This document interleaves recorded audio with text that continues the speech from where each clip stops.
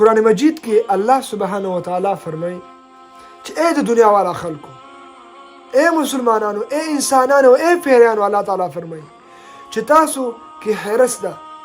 دا حرص دا ده چې تاسو دنیا کې مال ډیر کوي، تاسو دنیا کې شهرت ډیر کوي، تاسو په دنیا کې اقتدار او چوکۍ حاصله کوي، تاسو په دنیا کې څنګه فالوورز پیدا کوي.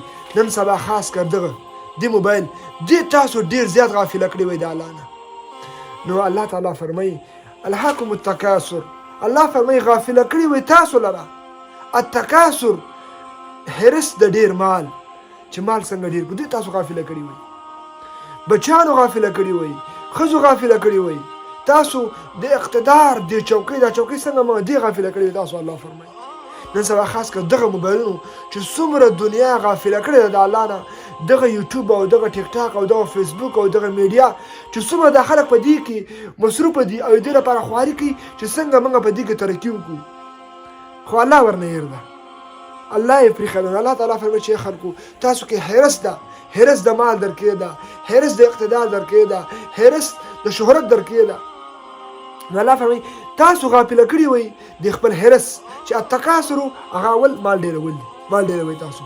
حتی زرتم المقابر، الله فرمایي تر دې پورې چې تاسو مخامخ شوي د خپلو مقبرو سره، تر دې پورې امام ابن کثیر فرمایي چې تاسو مړه سوئ او قبرونو ته لاړئ. نو دنیا کې تاسو بس مال او څنګه اقتدار حاصل کړم او څنګه فالوورز پیدا کړم او شپه ورځ به په دې میډیا کې مصروفه، الله درنه هېر، نه د مونځ غم، نه د روزې غم، نه د زکات غم، نه د حج غم، نه د دین غم. د دین غم چا سره نشته، د الله رضا حاصلول. الله اکبر.